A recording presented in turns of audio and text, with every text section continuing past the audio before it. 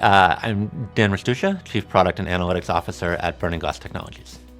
We work with universities to help them understand what are the jobs and skills that employers are asking for, and with employers to understand who's out there in the market, how do I hire for the skills that I need in the most efficient way I can.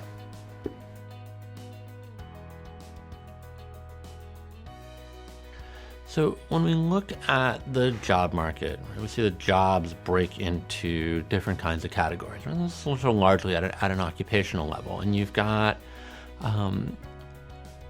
some jobs that we've called static jobs, where people come in and they're there for a few years and they kind of get caught in the swirl of the job market and kind of get spat out and land somewhere else. And so then we looked at what are the jobs where we do see people advance.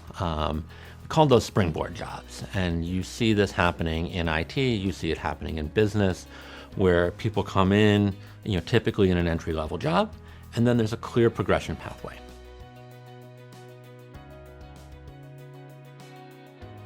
A really good example of this is when you look at information technology, especially kind of in the IT networking space, where people might, you might start working at a retail store, right? Helping to sell computers and help people set up their new machines.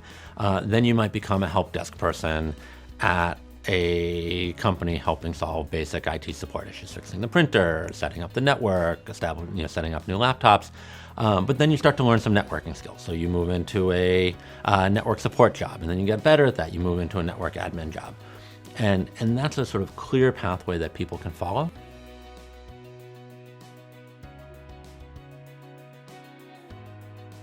When you think about IT jobs, so help desk jobs, network administrators, these are jobs that actually don't cluster in those big cities. Those jobs are everywhere, right?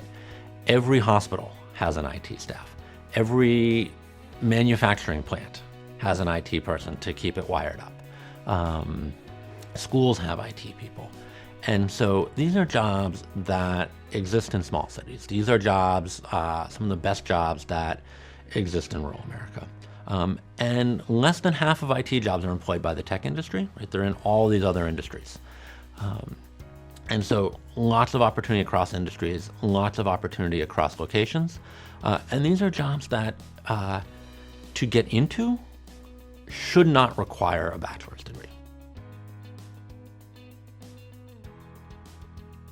There's lots of opportunity in the market for universities and for edX with the MicroBachelors program to think about how do we create credentialing infrastructure across the market and to fill in some of the gaps that we have that allow people to earn credentials that help them advance, that are in between a short form certificate that you're not really sure who offered it, you're not really sure what it offered, you're not really sure if the person can do what they said, and a full degree that takes a long time, is expensive, and doesn't give someone any intermediate benefits over the several years that they'd be earning it.